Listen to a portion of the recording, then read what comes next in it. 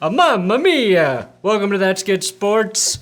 I'm your football batch, Brandon Perna, and today I want to discuss the reality of a Deebo Samuel trade, a bunch of wide receivers making some serious FU money, and the shocking revelation that could cost the NFL millions and millions of dollars based on new info we have in regard to the Brian Flores lawsuit. Buckle up, because this ride will be bumpy.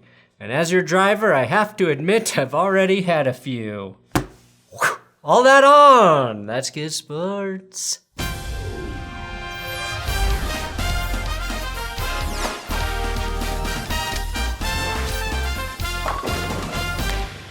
I usually break balls here, but it's time to save some balls with the help of my sponsor, Manscaped. April showers? Well, now they bring Testicular Cancer Awareness Month, and Manscaped is leading the way to help spread awareness for early detection. To do that, you've got to touch your balls, and I mean really feel around in there. And since I can't show you exactly how to do it, which I tried last year and nearly had my channel taken down, Manscaped is here to help guide your self-check in partnership with the Testicular Cancer Society.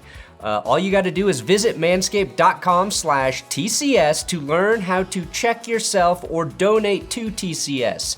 You can always keep your balls trim with the best below-the-belt groomer on earth in the Lawnmower 4.0, and if you want to get weird, do it while wearing the We Save Ball shirt.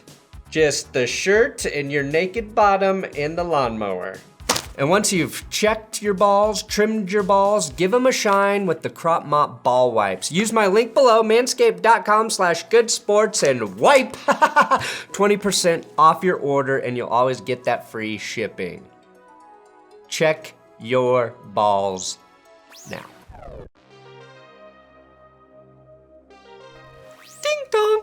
Yeah, subscribe here. Do it. You have to. It's YouTube. Also, I will have big Patreon shoutouts at the end of today's episode. The new XFL trailer dropped this week, and my enthusiasm for the league is lessening. Somehow, I feel like The Rock, of all people, is gonna make the XFL a little bit lamer, which is really surprising. Here's the trailer. Work for today, achieved together. The XFL is where the full potential of football is realized, both on and off the field. Give cities new reasons to cheer, partners new platforms to build on, people a deeper sense of fandom. And athletes a new path to live their passion and play professional football. This is tomorrow's league. Driven by a new purpose and a shared commitment. Powered by new leadership, this is for all of us, and the only way to get there is together. Welcome to the XFL. The new logo seems to fit their new very corporate and safe approach to the game. I think the league needs to be run by adults to succeed, so this makes sense, but I was half expecting a list of side effects at the end of this prescription medication XFL commercial. You have high cholesterol, you may be at increased risk of heart attack and stroke. Don't kid yourself. Welcome to the XFL. The rebrand and the trailer simply feel like it's missing a bit of the craziness that came along with the XFL, something I was hoping The Rock would double down on. Before I get too excited, let's just see if the USFL can last for a full season, and that starts in less than 2 weeks. Real quick, just wanted to say fuck yeah, Nikola Jokic, the first player in NBA history to get 2,000 points, 1,000 boards, and 500 assists. More importantly, he did it with a bright red headband, and my quarterback, Russell Wilson, there watching him. Ball's in your court, Russ. Time to throw 50 touchdowns, rush for 50 touchdowns, and kick 10 field goals in the same season if you want to compete for greatest athlete in the state of Colorado with Jokic. Okay, big story, Deebo Samuel. Is he the next superstar to get traded? It's been a batshit crazy NFL offseason, so anything can happen. And it's looking like more of a possibility after he removed the 49ers from his profile picture on Instagram and unfollowed the team and told John Lynch to, quote, eat a dick. That's when you know a player's serious, or when I just made up something. But Deebo is coming off one of the most explosive, versatile seasons by an offensive player in NFL history, putting up 1,700 yards from scrimmage at wide receiver and running back, where he averaged over 6 yards per carry. Now, my educated guess about this situation is that Deebo is trying to leverage himself into one of those big wide receiver deals that they're handing out like candy. But he and his agent are probably arguing that he should be paid as a wide receiver and a running back, which of course would convert to about $70 million guaranteed plus $15 per hour, which is what NFL running backs make today. Which is why Broncos GM George Paton looks so smart right now. Nobody in the NFL is hating themselves more than Tim Patrick and Cortland Sutton, who inked wide receiver deals last season, mid-season, right before the wide receiver gold rush, right before the team brought in Russell Wilson, where both of them should see massive upticks in production, which would have increased their value. I will boldly predict, though, that there's no chance the 49ers trade Deebo Samuel. He's the nitro that makes Kyle Shanahan's offense go, the nitro circus that makes him the cool motocross dad. And all of those team bloggers linking Deebo to their teams, the Chiefs, the Packers, Deebo ain't going to you. Kansas City did not want to pay Tyreek Hill. Why would they give up draft capital and pay a similar amount of money to Deebo Samuel?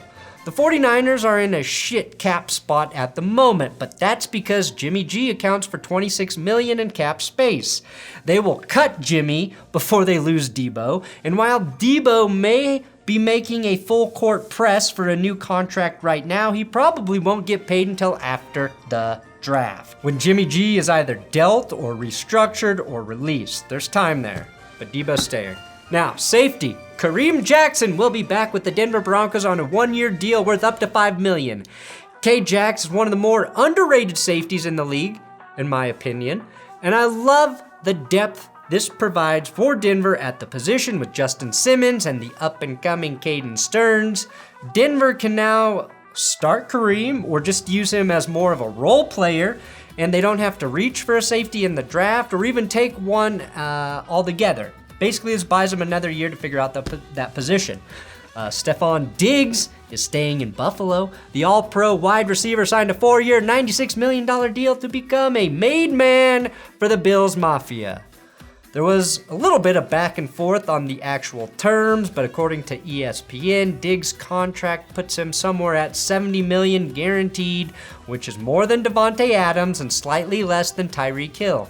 Over the last 2 seasons, Diggs has caught 230 passes for 2,760 yards and 18 touchdowns. He was also a huge factor in Josh Allen's massive leap in play starting in 2020, and a bit of an outlier in a win-win trade scenario between the Vikings and the Bills. The Bills are much better with Stefon Diggs, and the Vikings instantly replaced his incredible production by drafting Justin Jefferson, who's equally incredible, who they will actually have to pay more than Diggs next year when Jefferson hits the final year of his rookie deal. The Houston Texans also paid receiver Brandin Cooks. Cooks is arguably the best player in Houston and will now make about $20 million per season. Again, another example of the booming receiver market, which is funny as Antonio Brown, whose slogan was literally "business is booming," is the only one not benefiting from it. Now, according to Sam Darnold is a good quarterback. Okay, here's the real quote. I have enough security in myself to where I can be like, I know I'm a good quarterback. I know I can be a good quarterback in this league. I've proved it. And I know there's a team, if, something happens, that would want me. As silly as it sounds, I sort of agree with Darnold. He has proved he can be good in stretches, but never for a prolonged period of time. The truth is, I don't think anyone knows if Sam Darnold is a good quarterback. Certainly, he's a capable one, but I get why this soundbite was used both for and against the king of mono. Here's the deal. Darnold was good at USC. He had flashes as a rookie. He put up good numbers after getting mono in 2019, and he was halfway decent in his first few games as a Carolina Panther. Darnold is still the best quarterback on the Panthers roster. However, there's a 0% chance, in my opinion, that Carolina passes on a rookie QB in the draft. The Panthers will land one of the top quarterbacks, and Darnold will have to fight for his spot, although his contract and the sunk cost fallacy is doing a lot of the heavy lifting when it comes to keeping him in Carolina. In all honesty, Sam Darnold probably could have really benefited by playing another year at USC. He was just 20 years old when he was drafted to play quarterback in the NFL, youngest ever at the position. Developmentally, I think he would have been more ready for the NFL a year later, and could have also went number 1 overall in a weak QB draft class where Kyler Murray went number 1 overall. You think the Cardinals would have picked the 6'3" Sam Darnold over Kyler Murray had Sam Darnold banged out another great season at USC? I do, and I just defended short quarterbacks in great length in this Russell Wilson episode for 16 minutes. And finally, we have the NFL being in trouble. The Brian Flores lawsuit has a good chance of winning. Former Cardinals head coach Steve Wilks and defensive coordinator Ray Horton joined the Brian Flores race discrimination class action lawsuit filed against the NFL back in February. John Gruden also tried to join several times, but had to be reminded that he was not a minority. And now he's filed a separate class action suit for coaches wrongfully fired for resembling Chucky dolls. Gruden does have an uphill battle since most Chucky dolls have red hair, and the NFL already has a salute to gingers page on their website. That's freaking real. Which is officially the weirdest thing on NFL.com, except maybe this Commander's Vineyard Vines mashup shirt. Do you want to support a douchebag while looking like a douchebag? Well, then this shirt's for you. Anyway, let me say what this is about. The fact that 2 more coaches joined the lawsuit isn't surprising or even damning for the NFL. What will cost them any real chance at winning is the fact that former Tennessee Titans head coach Mike Mularkey openly admitted that the 2016 hiring process was a complete sham, as he was promised the job before the process began and then was given the job after the interviews were conducted. He revealed this on a small Steelers podcast called The Steelers Realm. I'll tell you guys this. I've always prided myself in doing the right thing in this business, and I can't say that's true about everybody in this business. It's a very cutthroat business, and a lot of guys will tell you that. But I allowed myself at one point when I was in Tennessee to get caught up in something I regret. I still regret it. But the ownership there, Amy Adams Strunk and her family, came in and told me I was going to be the head coach in 2016. Before they went through the Rooney Rule. And so I sat there knowing I was the head coach in 16 as they went through this fake hiring process, knowing a lot of the coaches that they were interviewing. Mularkey called it a fake hiring process. Given his last name, Mularkey, which literally means meaningless talk or nonsense, I would say this was his fucking destiny. Now, Mularkey might just help make this case bulletproof for Brian Flores. It confirms the core complaint of the lawsuit. And this soundbite occurred on a podcast with a YouTube channel boasting 17 subscribers. If this podcast ends up costing the NFL millions and millions of dollars, think about the havoc I could cause. Former coaches or players, come to me with your NFL dirt, and together we will get rich quick. Well, based on the legal system, it's not so quick, but... And as promised, I do have Big Dick Patreon shoutouts for new patrons. DonkeyDong.com, Loic Duchesne, The Sad Irishman, Little Bin Bag, Guillermo all the way up at 25, and Logan Janke. Thank you guys so much for your donations. If you want to support this channel, you can do it at patreon.com/thatsgoodsports. Please subscribe here on YouTube. Don't forget to check out my Russell Wilson video on how he changed how quarterbacks were evaluated. It's a good one. I like it.